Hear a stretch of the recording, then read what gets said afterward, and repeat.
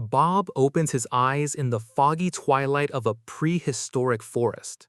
The tribe suddenly freezes. Firewood drops. Conversation stops. Spears are raised. A shadow is moving between the trees. It is not a wolf. It is not a bear.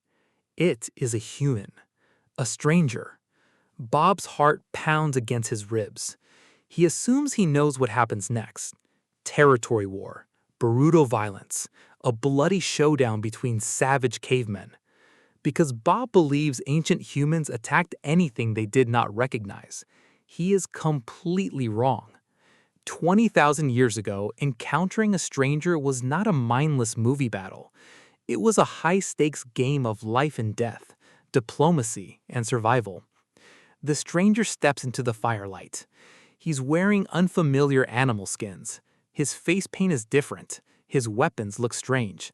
Bob expects the tribe to attack immediately. Instead, the elder steps forward alone. Nobody shouts. Nobody charges.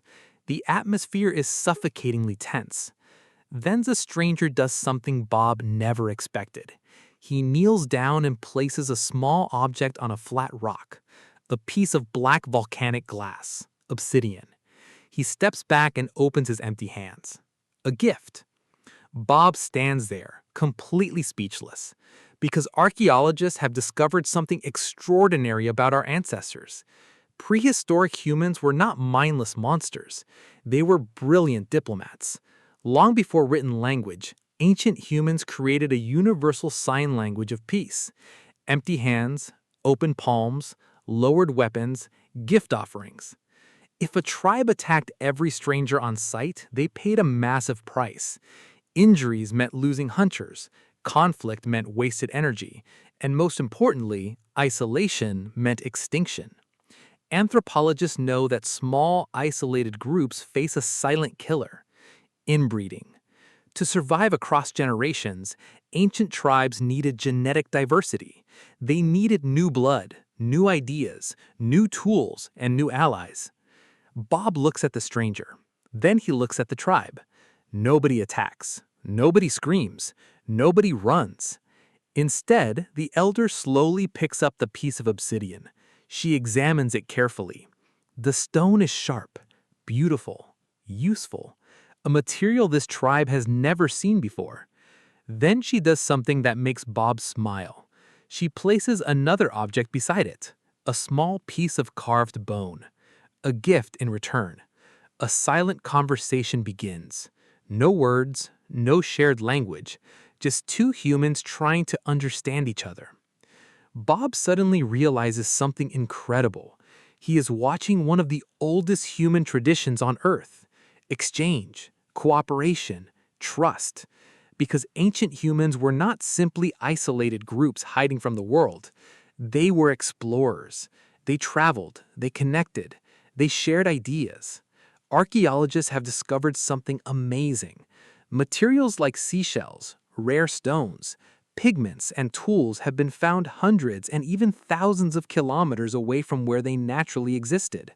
Which means ancient humans were not living alone. They were creating networks.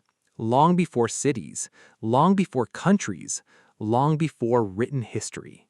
Humans were already building bridges between different groups. Bob watches the stranger sit near the fire, but he notices something. Not everyone is comfortable. One hunter keeps staring at him. He watches every movement, every action, every word. Bob understands. The tribe is not being careless. Trust is not given instantly. It is earned. Because welcoming a stranger was always risky. A stranger could bring new tools, new knowledge, new friendships, but they could also bring danger. They could bring disease. They could lie. They could steal resources. They could reveal weaknesses to another group. Ancient humans had to balance two powerful instincts: the need to protect themselves and the need to connect with others. And that balance shaped humanity. The elder explained something Bob never expected. The fear of strangers is not something humans invented recently. It is ancient. Deep inside the human brain is a survival system that constantly asks, is this person safe? Can I trust them? Are they a friend or a threat? Bob thinks about modern life. A stranger walking toward you at night, a new person entering your workplace, someone you have never met sitting next to you. Your brain still studies them, their face, their voice, their behavior. Because somewhere inside your mind, a small part of your brain is still standing beside an ancient fire, watching the forest, searching for danger. But humans had another ability, something even more powerful, the ability to change strangers into allies. Over the next few days, something unexpected happens. The stranger does not leave. He stays near the tribe. At first, everyone watches him. Nobody fully trusts him. But slowly, things begin to change. He helps collect wood. He shares food. He sits beside the fire. He laughs. He listens. And then one day, he shows the hunters something new. A different way to attach a stone blade to a wooden spear. The hunters examine it carefully. They try it, and they are amazed. It works. The stranger learns from them. They learn from him. Two groups that could have fought become stronger together. Bob watches silently because he finally understands something important. Humanity's greatest advantage was never being the strongest. It was not having the biggest claws, the sharpest teeth, or the fastest bodies. Our greatest survival tool was cooperation. The ability to look at someone different and ask, what can we learn from each other? That night, Bob sits beside the fire. The stranger is no longer sitting alone. He's laughing with the same hunters who once pointed weapons at him. The children are showing him their games. The elders are listening to his stories. A person who arrived as an outsider is slowly becoming part of the group. Bob looks up at the stars and whispers, maybe humans didn't survive because we destroyed everyone different from us. Maybe we survived because we learned how to turn strangers into family. He looks around the camp and suddenly understands something deeper. Every person alive today is connected to ancient moments like this. Every friendship, every alliance, every family started with someone taking a risk, someone opening their hands, someone choosing conversation instead of violence. Because humanity was not built only by warriors.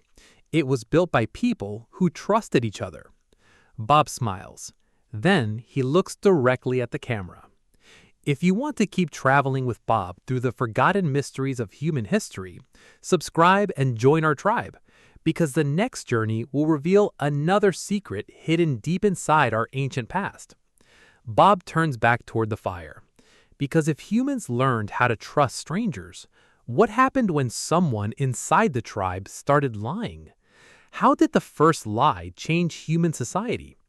Why did humans develop the ability to deceive?